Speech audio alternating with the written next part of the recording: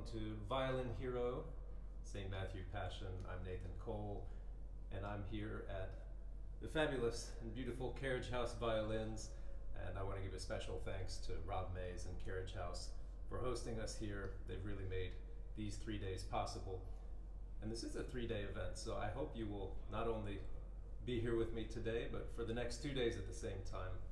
And now's a great time to mention too, you can always watch here without registering, but if you do that, you're missing out on some great things. So I encourage you to visit the link in the description. Make sure you're registered for the event, because then you can download right away, even right now, the workbook, which includes my marked part for the St. Matthew Passion solo that we'll be working with these 3 days. And as well, you'll be able to earn points. I know nobody likes to do homework, but if you participate, not only do I know you'll get so much more out of Violin Hero, but you'll earn points and have a chance at some great prizes. By Sunday, anyone who's gathered enough points will be entered to win some one-on-one feedback from me, and one lucky person will actually get a full 60-minute session with me. The only place to get those points is on the Discord server, the Nate's Violin Practice Room Discord server. Just follow the link in the description to register, and you'll have everything you need right in that packet. Also, over the course of these 3 days, I'd love to see your progress on the Erbarmadi solo. So if you post a clip of yourself playing, it doesn't have to be the whole thing, it can just be a few notes, couple bars. Post it on Instagram, tag me at Nate's Violin, that's at Nate's Violin, and also use the hashtag Violin Hero. That way I'll see it, and then I'll share your clip to my story. Why would you want to do that? You know, you're gonna watch me and my friends these 3 days work through Bach. Why would you want to play it and post it and share it with the whole world? That seems very scary. It's my experience that when you do that, your playing just takes an instant leap forward. The confidence you get, the fact that you put something out there, I've seen it over and over again. So I really encourage you, try to get over that shyness, that awkwardness. I'm up here on this stage coming at you live. See if you can post something. It'll really give you the clarity that might be missing from taking on a new piece. Each of these 3 sessions is going to be recorded and available right here on my YouTube channel after the live stream. So Violin Hero, this is the 3rd Violin Hero event, and it's all about music that tells stories.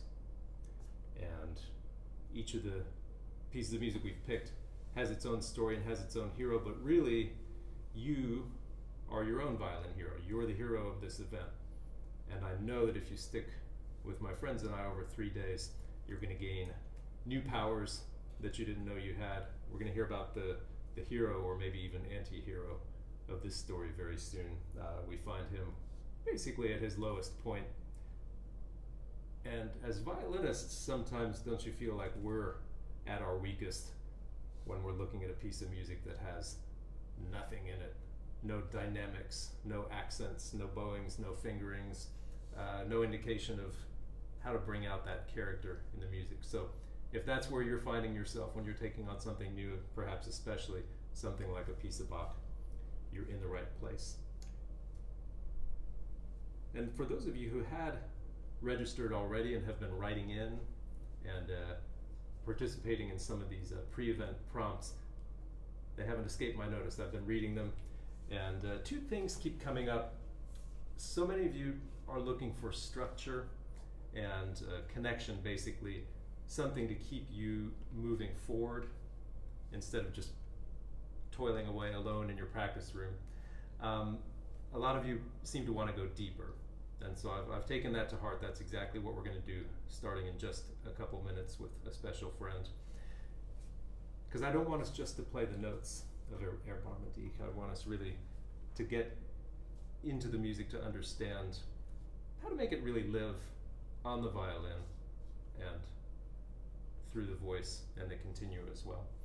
So now would be a great time to bring up a special friend, Guy Fishman, who is the principal cellist of the Handel and Haydn Society here in Boston, also teaches at the New England Conservatory. May I welcome you to the stage, Guy. Thank you so much for being here. It's a pleasure. Now we have not yet played Correct. this piece together, and I wanted to keep it that way. We're gonna work our way into it, but first, because of the work that you do all the time in what could be called early music. I don't know what we're in now. Are we in late music? But That's right. because of that, you'll have some different perspectives maybe from what we have. But let's talk about the story of this, just for those who might not be familiar. Well, we've got Jesus and his disciples who are now in Jerusalem. Big moments are coming up. Peter has already said that he's going to stick with Jesus no matter what. And Jesus has, sort of chuckled and said, don't be so sure. In fact, I tell you that before the cock crows, to signal the break of day, you will have denied me, or denied you knew me 3 times, to which Peter says there's no way. And of course we can guess what happens when the pressure's on. Peter falls down just as Jesus said he would. And it's at this moment, hears the cock crow, sits down on a rock, and the text says that he weeps bitterly. And here we are. When you're looking at a piece like this, do you think of this story? Does that inform? Yeah, I think at my best I do. One approaches a variety of different circumstances for performance in different ways. It's always best to have time to study the work before you perform it. I know people that bring scores to rehearsals. It enhances your understanding of the work. There is abundant commentary on this piece, the St. Matthew Passion. If one has the time and the ability to study, it only serves to enhance your experience. Bach, I'm sure, tried to move his listeners in 1740 as much as he would try to move them today. And the fact is, we know Bach's music way better than we've heard this music way more than Bach himself heard it. And we know it better than anyone who lived in 1740. And so I think you can still, even if you're, an 18th century continuo cellist would have shown up to however many rehearsals he got with this work, not many, and would have had to do his best, right, without knowing it the way we do. He would have spoken German, so he would have understood the story. He would have been a devout Lutheran living in Leipzig at that time. There was basically only one religion in town. And so this would have meant something to him, and I think there would have been a familiarity that we perhaps don't have. I don't speak German. I'm not Lutheran, but so the study does enhance my experience. But I also think that there are, in a way, Bach took care of the experience, of the listener's experience. Our job is to support Bach and try to understand what he put down on the page and try to communicate that with the listener too, so that we don't obscure the meaning Bach put in the music with bad or misunderstood playing. Yeah, and that's such a stumbling block so much of the time, right? That we want to do the right thing. Mm-hmm. We want to respect what's on the page. Maybe some people might take that even further. Some might say, I want to play only what's on the page and not add anything, not subtract anything. I just play it as it is. And I'd love to know how to do that, but it's just kind of sitting there Yeah. right now with no, well, I shouldn't say no dynamics, because the solo violin line, and at this point I should say it's be best if you're looking at the the full score version that we've got, because that's what we're going to be working from now on. You know, my part's got a forte in it, and the other string parts have piano, and then you will be representing the continuo. You've got nothing in the score. Right. What should we make of that? Well, what is a forte and what is a piano in this music? That's a great question, and I know you don't consider yourself a early music player, but you're asking the questions that everyone, whether they're in historically informed performance or not, should be asking when they approach this music. And what do these dynamics mean is a great question. You could ask, what does a dynamic mean at all? Is it really a decibel level? Is it a character, a kind of sound? We know that an 18th century musician looking at this score, if that musician, and I say he because it would have been, women were not allowed to play instruments in church. So if he saw that forte, he would know, okay, this is my solo. Forte meant solo. In an orchestral part, in a vocal work, forte means the orchestra is playing alone, piano means the singer is entering. So Bach writes piano sempre in the orchestral parts, in the cello, which is more than he usually writes. He usually just puts a P. If he had just put a P, I would have expected to hear voices, and there aren't any. So he makes sure, and of course he also, this is not just utilitarian, he is looking for a kind of character, I think, and helping the musicians out by suggesting, just stay piano all the time. In a way, maybe it's even a bit of theater. Like if you're always piano and you hear this extremely soulful and ornate solo, if you're a good musician, you will want to join. Maybe being told you need to temper it down a bit. Maybe that's an indication of what role you're playing in the drama here. Maybe you're a character and we who are piano are a different set of characters, and we're not in the same world, So there are multiple interpretations for what that is. And in fact, I'm looking at this edition, which happens to be a modern edition, 19th century edition, the Bach Gesellschaft, which is still sometimes used. And I do see forte and piano in here, and I know that the editors put that in for the very reason I mentioned before. These are times for me as the continuo to know that the singer is now singing. So at letter A, there's a piano. It's redundant. In a little bit after letter E in bar 23, the pickup to bar 23, I have forte. So I don't think Bach intends for me to suddenly play forte. He's just telling me the soloist has ended her bit. Now it's orchestral only. But as you can tell, I mean, we can interpret in any number of directions what this could mean. I like that freedom. Yeah. And if you come back tomorrow, we're going to have, of course, our vocal soloist joining us.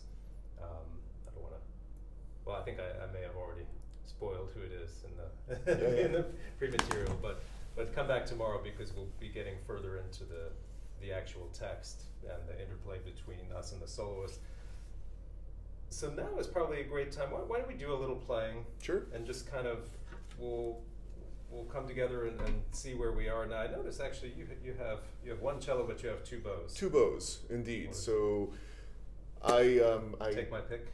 Yeah, well, in this piece, of course, it's not really in this movement, it is not applicable because Bach has the continuo play pizzicato. So cellos, basses, all pizz. But I do have it here. Perhaps we'll use the bow to demonstrate some things. And I brought a Baroque bow as well, which I use often. I only have one cello. I think it's a pretty nice one, certainly an old one. It was 34 years old when this piece was written. 24 years old, excuse me. No, anyway, I'll do the math later. And I use gut strings on it for whatever music I play, which is not so unlike some of our favorite violinists from about 100 years ago, who also use gut strings, so that's my excuse. But I do carry around all my bows, and sometimes I have a Baroque bow that I use, and sometimes a modern bow, and we can, if we are interested, we can see what the differences are or not, and where there are similarities. But anyway, if we're gonna play it, we should probably start the way he wrote start it as with the written. hits, right? Yeah. May I just hear your A?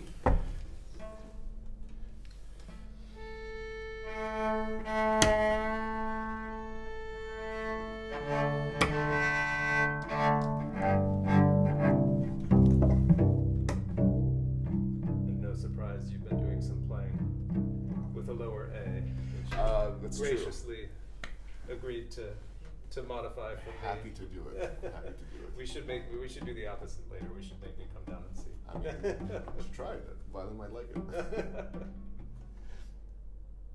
Let's play 8 bars. Sure. See where we are.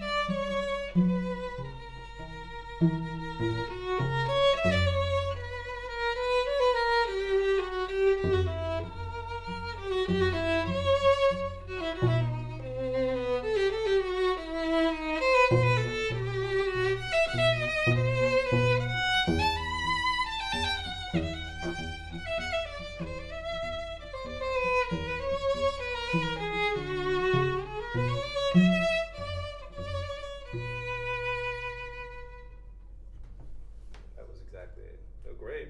Thank you. It's so much more fun than practicing the part on my own. Now, couple things. If you've registered and you've downloaded the whole packet, you'll see that I have in there a part with some fingerings and bowings. That's what I had come to the last time I performed this. But I'd love to take a fresh look. For the speaking about the color of the solo line for a moment before we get into the harmony. I had always been told, oh, fingerings used to be a lot simpler. Folks played in lower positions much of the time, whereas you'll notice that in the marked part that I have, I'm doing some fancy things up in position. Now my thinking on that was actually to get rid of some of the brightness, based on what's happening in the story. This is like a cry for. What's been your experience with sort of just general fingering style and low positions, open strings, that sort of thing? Yeah. And what you do? There's really not much of an alternative that we come across in 18th century sources saying you could do this up on the D string, but it's better on the A string under these circumstances. In fact, there's very little said about fingerings in general. The treatises give you very basic information and a lot of information about being a musician. There's no centralized music education at this time. There's no conservatory to go to in Leipzig. If you played a violin, you either taught yourself, maybe your parents had enough money to buy a treatise, you could read it. Maybe your uncle or the priest in town or someone, a soloist lives in town, you could have some lessons. But all of this makes it very difficult to understand what was done, and it's probable that in a world that was much larger than our own, right? Travel is difficult, there's no phone, there's barely mail, it takes 3 months to send a letter, that different people in different places did different things. And so to say that this is what they did is a difficult thing for me to get behind. I suspect that, because of certain things that we are pretty confident in believing, like for instance, vibrato was thought of as an ornamental addition to a sound to heighten emotion. People vibrated all the time in the 18th century. Writers wouldn't spend so much time saying don't vibrate all the time if people didn't, right? True. But the sort of agreed upon stance at the time among those writers was that vibrato is absolutely beautiful. It's one of the most powerful emotional tools that we have, and we should use it for those times that we really want to. Otherwise, leave it to the bow. So if your sound, if your basic tone is not one of a lot of vibrato, then the difference between a stopped and open string is less pronounced, except for the natural character of the string. So actually, I think that your reasoning, you didn't say I want to go in these positions so I can vibrate on every note. You said I want a particular color that reflects this work. This work is also in a particular key. B minor is not an accident. B minor meant something to Baroque composers. The time signature meant something to Baroque composers. All of this, I think, supports your innate artistic understanding of this work as a melancholy, subdued work, and you're choosing an instrumental color. I suppose you could try gut strings and see if it makes a difference. It will make a difference. But in my experience, an E string is an E string. It's brighter than the other strings, regardless of whether it's gut or not. Yeah, so, I mean, would you imagine in that second bar we've got quite a long E.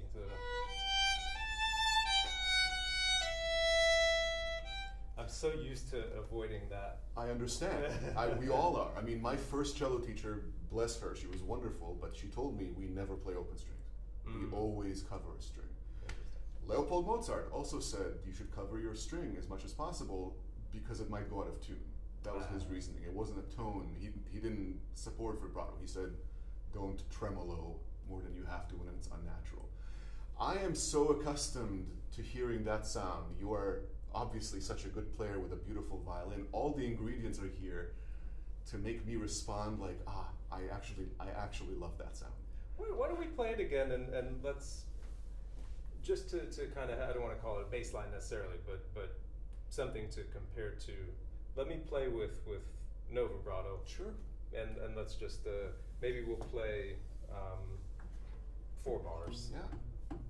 Let me check one more time. I'm sorry. Did I move?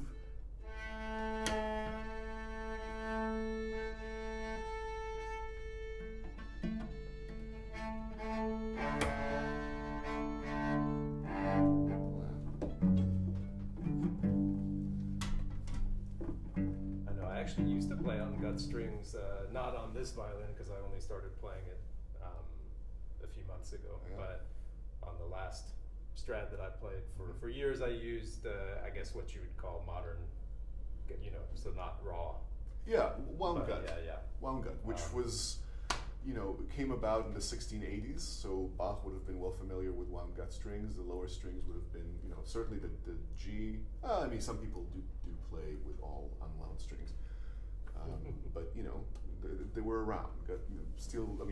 Covered strings were definitely a thing that Bach would have known about.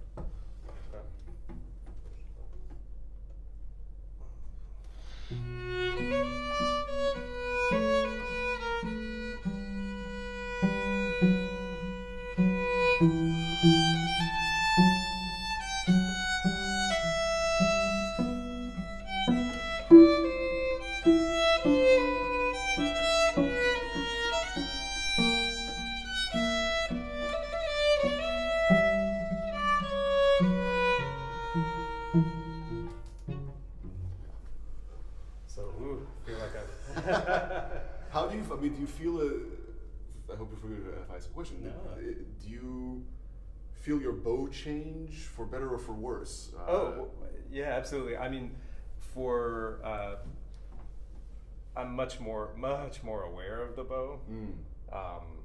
Playing without vibrato because I don't have this thing that can just happen in the middle of the note, and of course I know I should be so aware of the bow all the time anyway, but that's what I first pick up on is that at first I'm scared of the long notes because what am I supposed to do?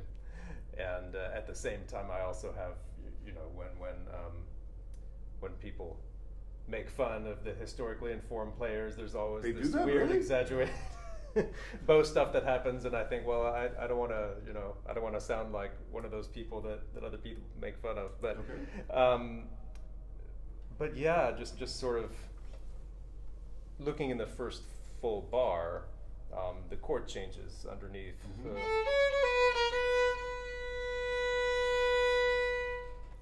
The new chord, and we're gonna get more into this in just a moment, but that's an occasion for something. I mean, I've I either got to heard go. something in your sound. I mean, I was imagining the bass line as you were playing that, and I heard a response to what you know is there. Of course, the idea is not to never vibrate, Mhm. and if you do find places where you want to draw the listener's attention to something, then I think vibrato is a wonderful way to do it. Let's play the bars again, and I'll see if there's a place that it wants to happen, that it can't help from vibrating a little bit, and then maybe one last time I'll play on a different string, and we'll see how Sure. that sounds.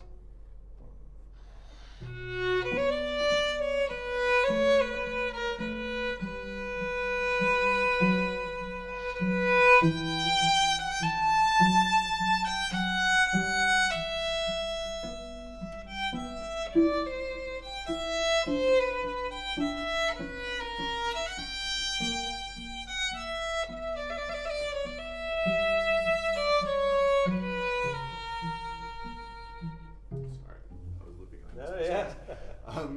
Yeah, wow. And then let me play now the fingering that I had marked in my part from before, Yeah. which, we'll see if it sounds good.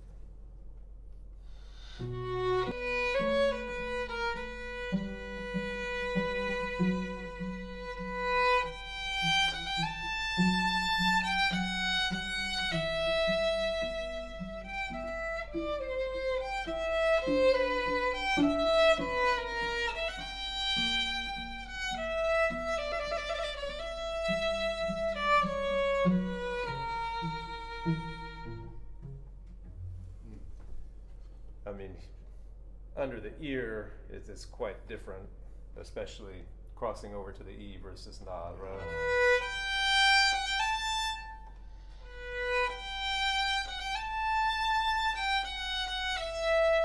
Or even the beginning.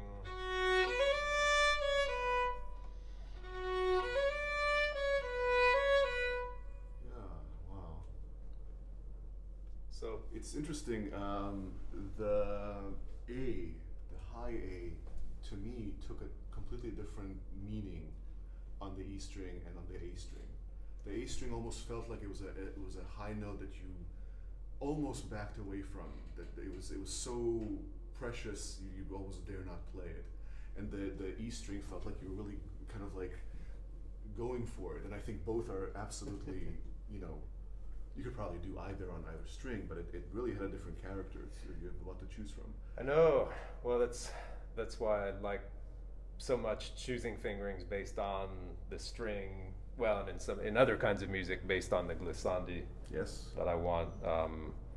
So we'll table that for the moment, We'll let because that marinate. it's we can't wait any longer probably to talk about why go toward something or away Right. from something. So tell us, if you would, about, if you're looking at the full score and you're seeing the, maybe we can share my screen actually, so that as I zoom in on the continuo part, you're playing the pizzicato, but then what are these numbers? Because I know they're not fingerings. They're not since fingerings. I see a 6 and a It's always a fun time in my class when we first introduce figured bass. figured People- bass. Figured bass, and people ask, do they have 6 fingers in in the 18th century? And of course they didn't.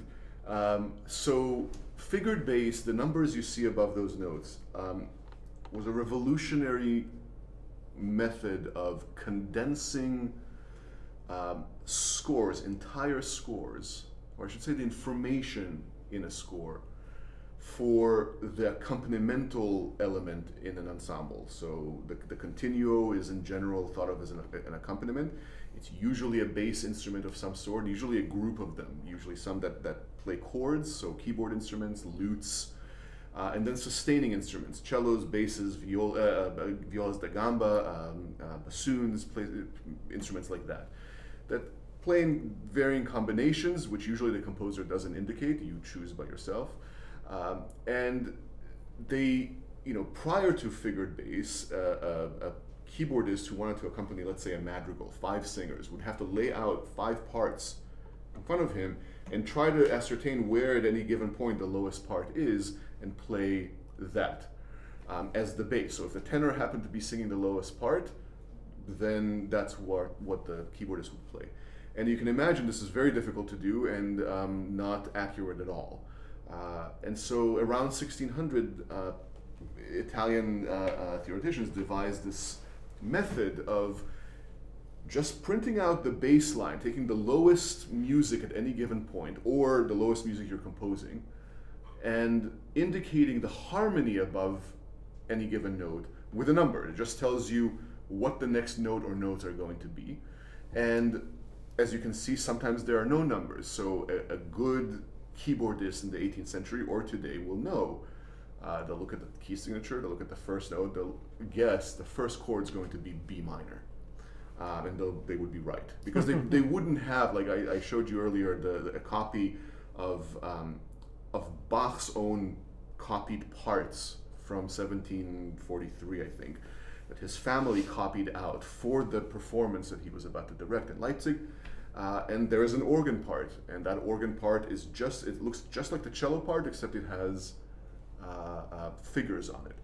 And so the organist would know, okay, this is B minor, there it is, great. In fact, yeah, let's share my screen so that everybody can see this. So this is in the hand of someone in the Bach household. It could be a son, it could be his wife Anna Magdalena, a student. He had a big team of people copying this. It's hundreds and hundreds of pages to copy. So several people did it. And even though it says pizzicato there, that was a mistake because the organ doesn't need to know. Unless, maybe the person writing thought it would be good to tell the organist so when he sees no bow in the hand of the cellist, he's not waiting around. So the organist knows, and that's all they have. So very little information, and those numbers condense the harmony that is above, that is written out above. So all a copyist has to do is look at the score and say, okay, well on beat 2, I have an A on the bottom, then a D, an F sharp, and a B. That's a B minor 7th chord in third inversion. Remember my theory. And so this is how we write a 7th chord in 3rd inversion with a 2, 4, and 6. And it tells you, is that right? 2, 4, 6. Yes. Yep. And so that's what figured bass is. Of course, that is the barest amount of information. A good keyboard, a continuo player, a keyboard continuo player, will have tasteful ways of spreading out that chord, choosing which notes to play, which notes not to play. You don't have to play all of those notes because the strings are taking care of them. And also sometimes adding embellishment and actually creating music, adding actual music to Bach, who we consider God, but routinely Bach's music would have music added to it, not always by Bach. And usually it would be the continuo section doing that. Not so much the cello, which is really there to provide rhythmic support and rhythmic precision, especially when an organ is playing. And also if a harpsichord is playing, to provide some essentially amplification, because the harpsichord is so hard to hear beyond a certain distance. Now you had mentioned before how in the past and maybe before figured bass, the bass line could almost be accidental, like you just arrange the chords and now this is the lowest note, this is the lowest note. But you were telling me earlier about Bach's bass lines and just how they're so amazing on their own, even though they fill this function. Would you play, maybe now's a great time, just pick one of your bows and take this nice modern play some of the bass line. You can speed it up if you like, but just that folks can hear it.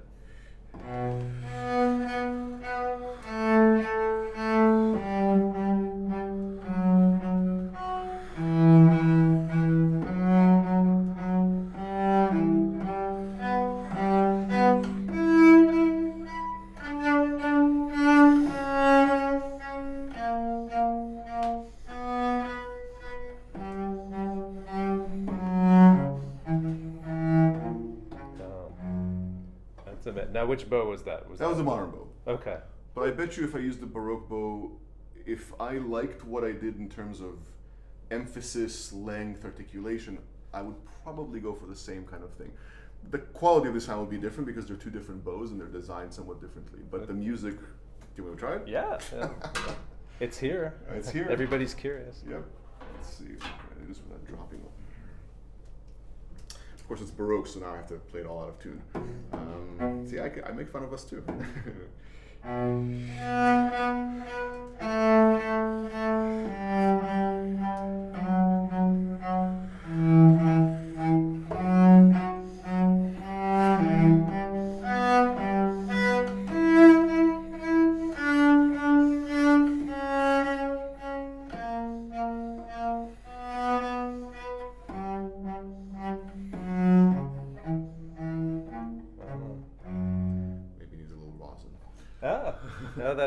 That's such a different sound, and probably going even further from where I am here with the modern setup. But well, it's an interesting experiment for any of us to take these different bows and see what actually changes. I mean, one of my favorite things that was told to me about a bow by one of my teachers who's known as a Baroque cellist. He played everything, and he was an incredible quote-unquote modern cellist. But he said, the bow does what your ear tells it to do. And absolutely, we have different layering and quality of sound. This also happens to be a pretty good modern bow. If I took a less good modern bow, it would be a different sound. Yeah. We have maybe there's a modern bow we could find in this amazing store we're in that could replicate this sound. I don't know. Right. I'm hesitant to ascribe a particular quality to essentially a piece of wood. It has to be here. It's exactly. There's no doubt that they're different, but I wouldn't necessarily say that one's more Baroque. What does that really mean? Right. The thing that this does most for me is it puts me in sort of a different world.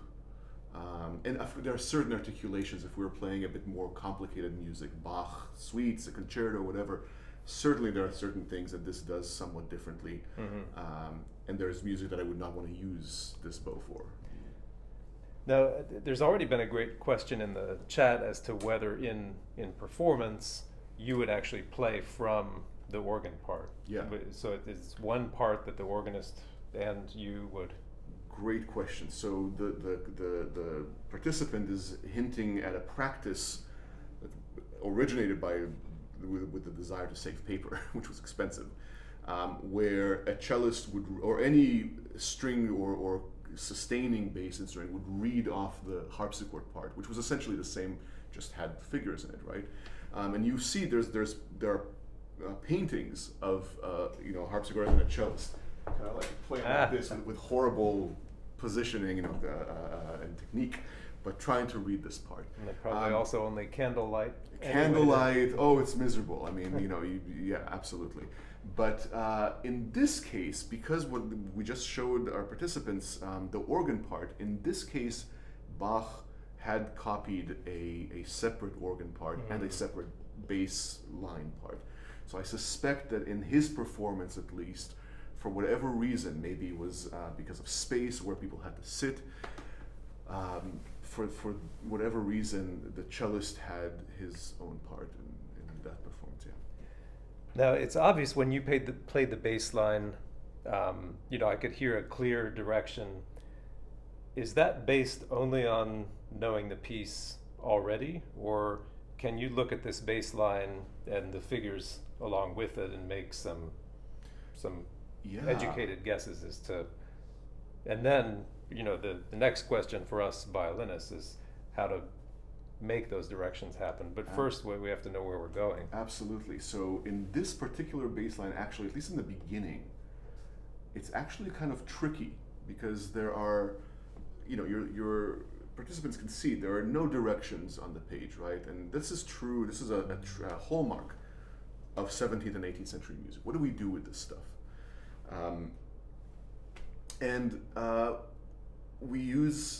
We try to get into the mind of an 18th century musician. What would that person rely upon? And so That person would have had dancing as part of their everyday life more than we do. Stylized chord dances that had choreography.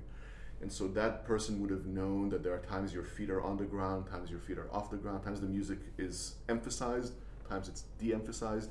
And likewise, music that is so indebted to dance, and in fact you could argue that this is the rhythm in the violin solo is something called a siciliana, which is a dance. That there should be an element of danciness to this, which is to say unequal emphases. So if I played, which is hard to do, every note exactly the same to my ability. I think I've played with people like that. It's Well, very hard to play along with. Well, I wonder if your playing would have been affected by that. Can we play a couple bars? And And you don't have to do it like ugly. especially badly, but just basically without this sort of. Yeah. Because I could hear the dance when you were playing it nicely Yeah. before.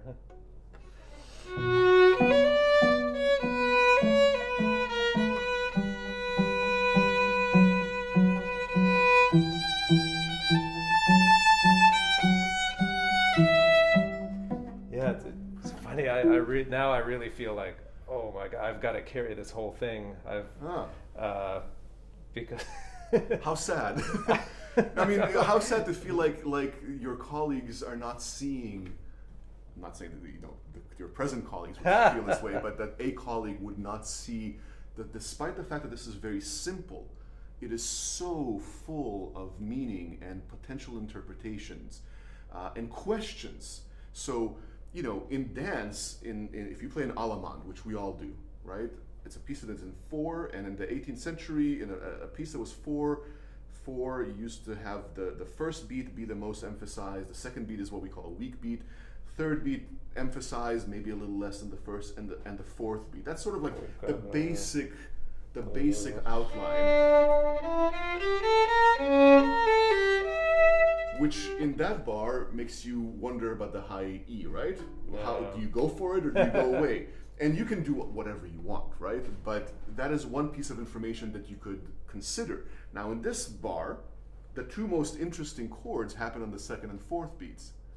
So are we gonna highlight the second and fourth beats? I don't know, it doesn't really work with your part. So maybe this is an indication that Bach is not obeying the rules. He's doing, an interesting harmony, but it's still piano sempre, and you are still the observers. There's Peter, and you are the observers. So even though you have an interesting harmony, I know it's on the second beat, I know it's interesting, but don't go wild. It's not your story, it's his story.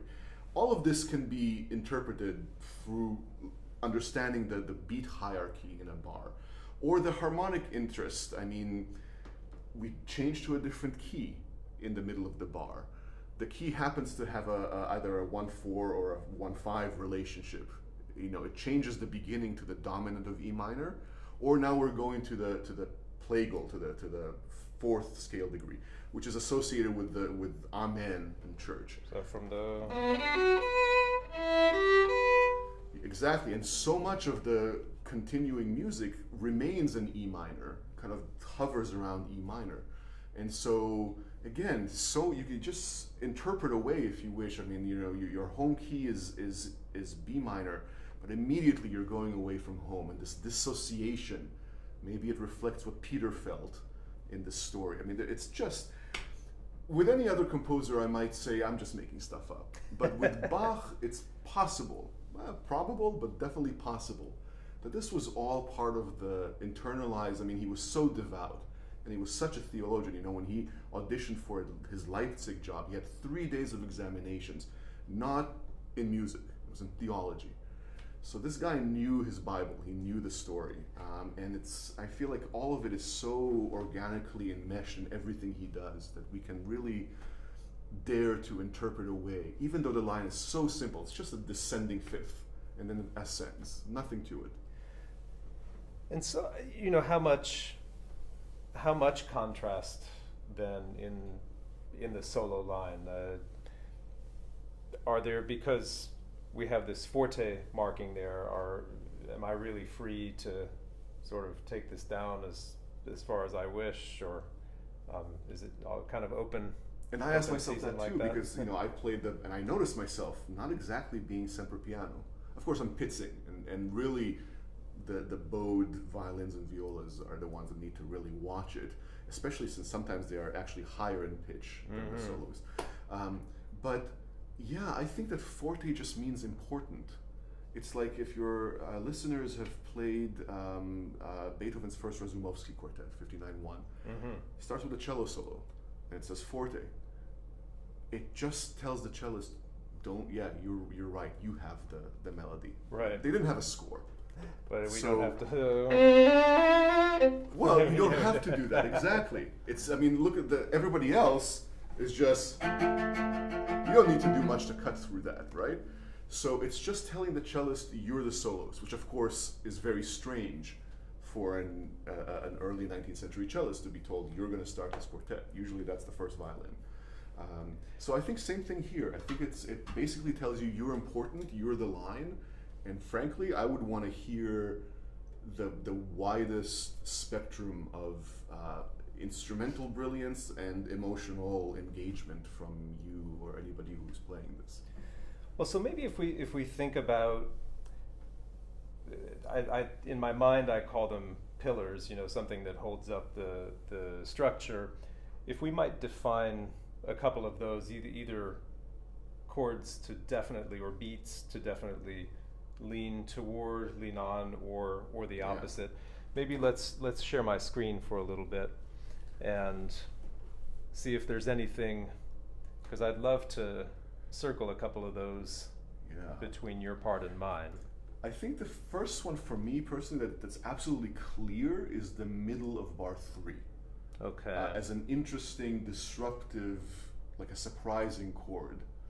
So I'm gonna. Of course, there's a lot of shape before then, but you've just played a bar where you have a repeated figure where one thing changes. The first note changes, the second and third notes remain the same, and that's always code for bring out the change, right? That's what's interesting. There's also that leap.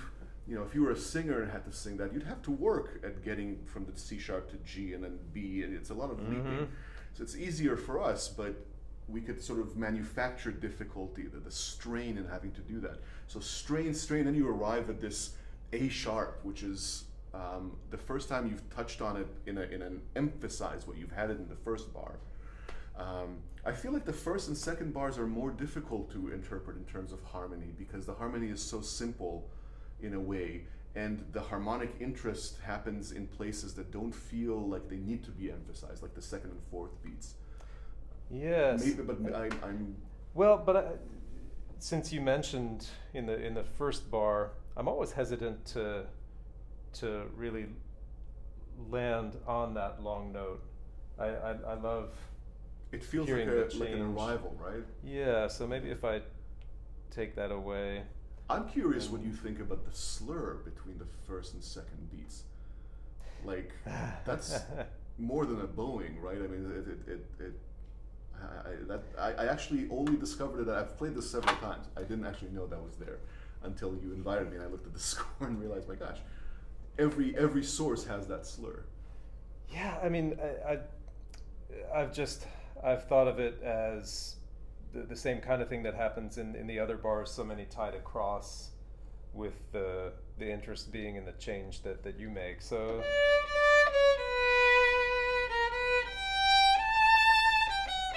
inside the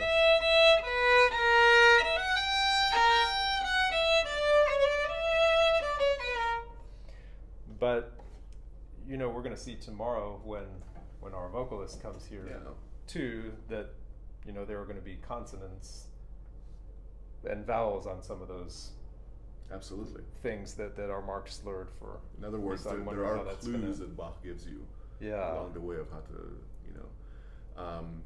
in a way, I feel like you can do. There are multiple directions. I mean, this is what keeps us coming back to so much of Bach. I mean, how many times have you changed your approach in any place in the sonatas and partitas? It's such that there's so many make your own adventure moments that you can take different routes. And how much do you put into, for example, the melody goes up or the melody goes down, or in your case, the bass line is descending stepwise or it's ascending. Yeah. Are those separate clues, or is it more about the overall harmony? Yeah, I think it's a combination of all. I don't think it's quite as simple as, he wasn't a simple musician, he was a genius, but Pablo Casals famously said, line goes down, you diminuendo, line goes up, you crescendo.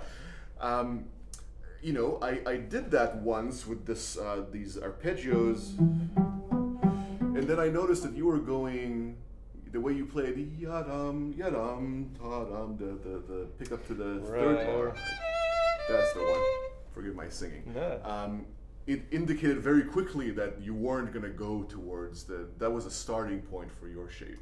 So I adjusted halfway, sort of like after that, which is great, which is what you want to be doing.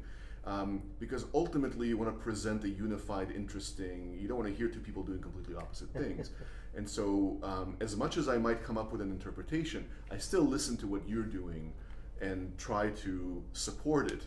And I thought that was a very good choice, and actually another way in which it's counterintuitive for the bass line, and all that counterintuition serves to cause tension and strain, which again might actually serve this music very well, considering B minor, melancholy, woeful, bitterly crying, all of that really works with tension and strain.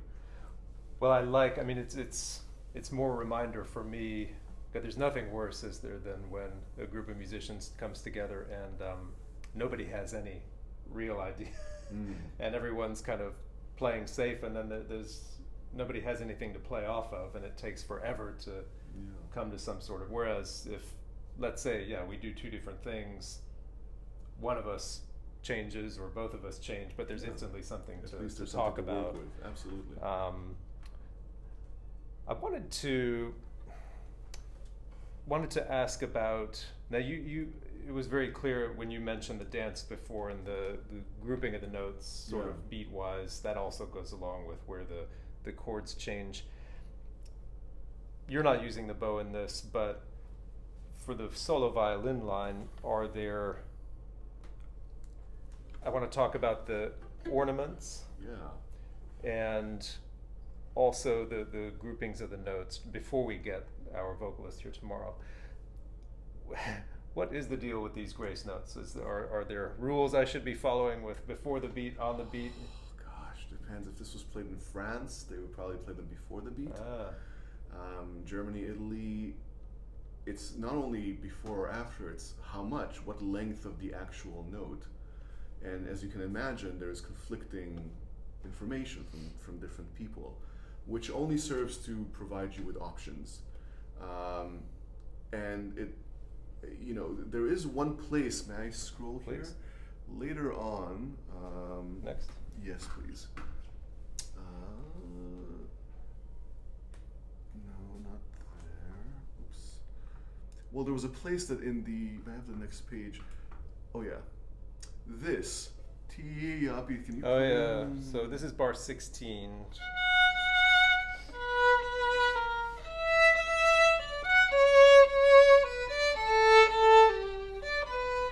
So in a way, he's writing out.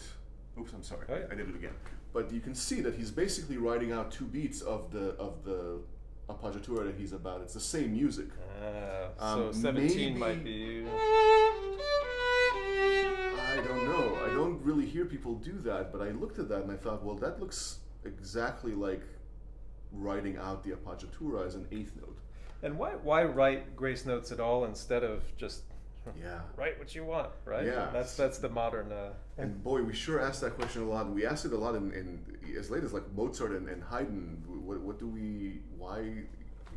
Why do a descending 4/16 notes with an eighth note with a grace note and then 2/16 notes, right? Well, we know it's 4/16. One interpretation I heard was that you don't ornament an ornament. So this was a way to ensure that you don't add an ornament to that.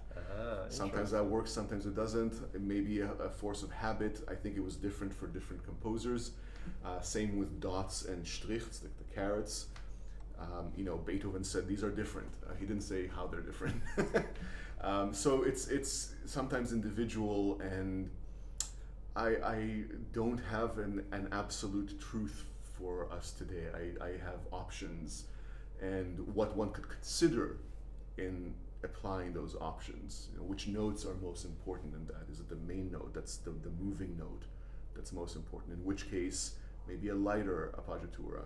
Or is it the first time that we have the sighing figure? You know, an appoggiatura is, in German it's called Seufzer, it means to sigh. Maybe we want to highlight that. Bach is just providing you with options, dramatic options.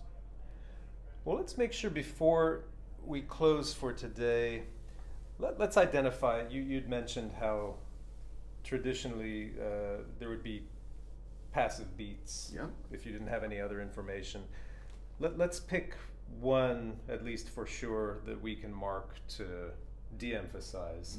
Because everyone's homework, as you know, is to mark some more of your own harmonic pillars or structural pillars.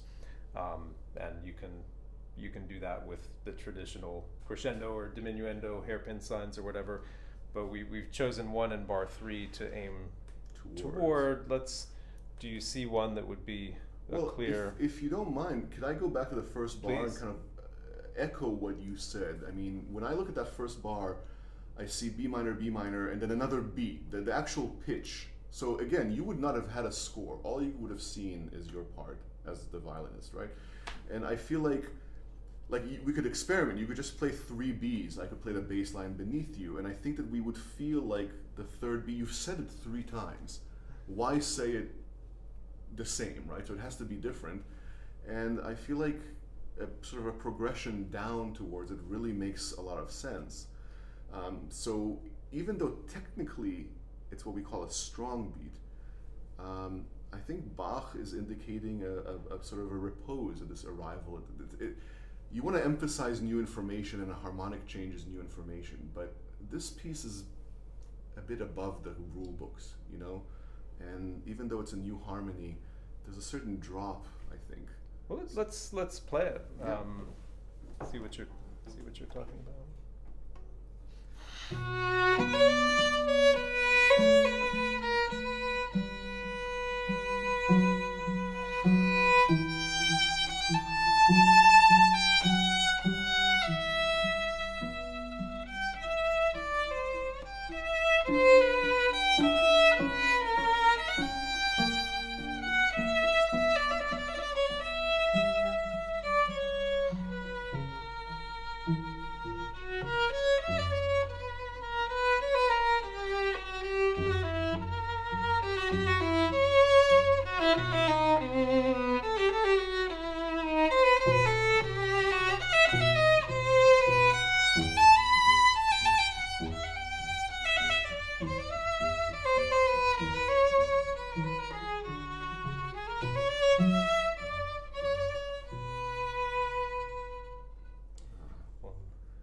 For me, the clearest example of a strong, weak relationship is in bar 4, where I believe the second beat harmonically, nope, I'm wrong. But there's something, I'm wrong. It's B to E minor. Certainly the third beats and the fourth beats are the same harmony. So no new information really at the fourth beat. So that's a very clear kind of, I don't need to do much there. Well, so for example, as violinists, we don't need to worry. Yeah, exactly. Yeah. Even a singer, I mean, this would be a clear, and then we'll talk to our singer, I'm sure, about breathing and where you choose to breathe, which is such a huge topic in Bach. That's a clear place to place a breath, right? Before you re-energize. So from a physical and rhetorical and dramatic position, it all leads to taking a little bit of a break. So kind of a soft landing on that fourth beat would be nice. Perfect. Well, and that takes us to where our singer will enter in the music and where she will join us tomorrow.